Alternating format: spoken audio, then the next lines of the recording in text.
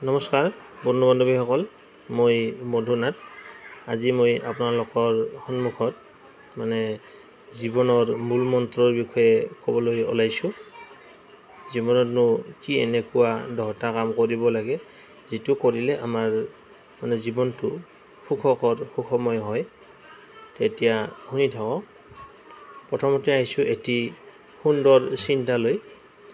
যদি কোনোবাই আপোনাক সোধে বোলে জীৱনত কি হেৰুৱালা আৰু কি পালা, তেতিয়া নিৰ্ভয়ে বা নিশ্চিন্তে কওক, যি হেৰুৱাইছোঁ সেইটো মোৰ নাছিলে আৰু যি পাইছোঁ সেইটো হ'ল প্ৰভুৰ দয়া।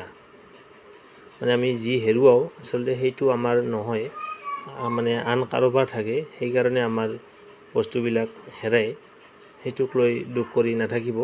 আৰু কি পাইছে, পোৱাটো বস্তু নুবুজায়। আচলতে আমি যিখিনি প্ৰভুৰ দয়া পাওঁ, সেই প্ৰভুৰ দয়াখিনিয়ে হৈছে মেইন। এইখিনি হ'ল সেইটো হ'ল প্ৰভুৰ দয়া। কি যে সুন্দৰ সম্পৰ্ক মোৰ আৰু আমাৰ ভগৱানৰ মাজত। বেছি মই কেতিয়াও নিবিচাৰোঁ আৰু কমো তেওঁ কেতিয়াও নিদিয়ে। আমি বেছি বিচাৰিব নালাগে। নিবিচাৰাকৈয়ে ভগৱানে যিখিনি আমাক দিয়ে, ভগৱানে আমাক কেতিয়াও কম নিদিয়ে। সেইটো চিন্তা কৰিব নালাগে। আপোনাৰ ভাগৰখিনি আপোনাক দি দিব। আপুনি ক'লেও দিব, নক'লেও দিব। ঠিক আছে, সেই বিষয়ে আপুনি চিন্তা কৰিব নালাগে।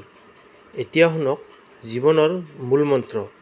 জীৱনত আমি কি এনেকুৱা কাম কৰিব লাগে যিটো কৰিলে নেকি আমাৰ জীৱনটো সুখময় হয়।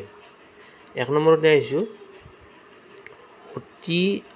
অতি আনন্দত যেতিয়া আপোনাৰ মনটো ভাল হ'ব, আৰ্থিক টকা পইচা সকলো ফালৰ পৰা যেতিয়া ভাল হ'ব, তেতিয়া আপুনি কাকো কথা দি নথব। ঠিক আছে, 1 নম্বৰ কথাটো হ'ল। 2 নম্বৰ কথাটো হ'ল, ক্ৰোধৰ সময়ত উত্তৰ নিদিব। যেতিয়া আপোনাৰ ৰাগ উঠি থাকে, ৰাগ খং উঠি থাকে, তেতিয়া মনে মনে থকাটোৱেই শ্ৰেয়।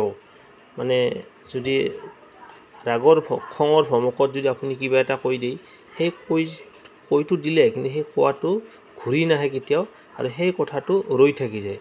সেইকাৰণে ক্ৰোধৰ সময়ত একো উত্তৰ দিব নালাগে। তাৰপিছত দুখৰ সময়ত নিৰ্ণয় নল'ব। যেতিয়া আপোনাৰ দুখ হ'ব, তেতিয়া আপুনি নিৰ্ণয় নল'ব, মনে মনে থাকক। অমুক কৰিম তমুক কৰিম, সেই নিৰ্ণয়টো নল'ব। 4 নম্বৰ, লাহে লাহে কথা কোৱা, শান্তি পাবা। কথা আচলতে জোৰকৈ চিঞৰি কথা ক'ব নালাগে। লাহে লাহে গহীন গম্ভীৰভাৱে কথা ক'ব লাগে, আপোনাৰ শান্তি পাবা আপুনি। তাৰপিছত আছে অহংকাৰ এৰক। অহংকাৰ এৰিলে আপুনি সন্মান পাব। অহংকাৰটো এৰিব লাগে। তাৰপিছত ভক্তি কৰা, মুক্তি পাবা। যদি আপুনি প্ৰভুক ভক্তি কৰে, আপোনাৰ মুক্তি হ'ব। বিচাৰ কৰা, জ্ঞান মিলিব। বিচাৰ বিবেচনা কৰি চাব লাগে, বোলে এইটো ভাল কাম বা এইটো বেয়া কাম।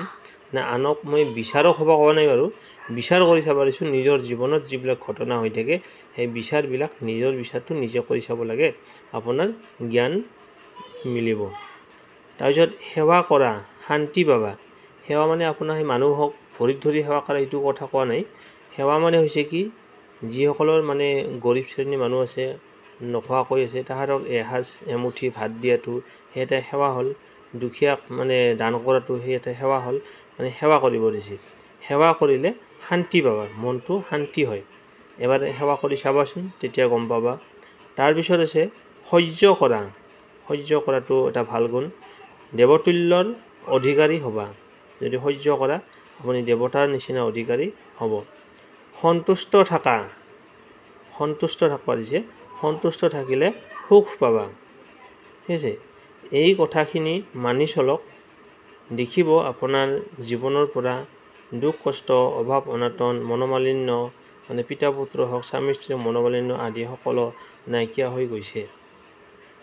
ভিডিঅ'টো চাই কেনে পালে জনাব, কমেণ্টত জনাব। যদি ভিডিঅ'টো চাই ভাল পালে লাইক এটা কৰি আমাৰ মনোবল বঢ়াব। আৰু যদি চেনেলটোত প্ৰথমবাৰ আহিছে, তেন্তে ছাবস্ক্ৰাইব কৰিব। ছাবস্ক্ৰাইব কৰি অল নটিফিকেশ্যনটো প্ৰেছ কৰি থ'ব।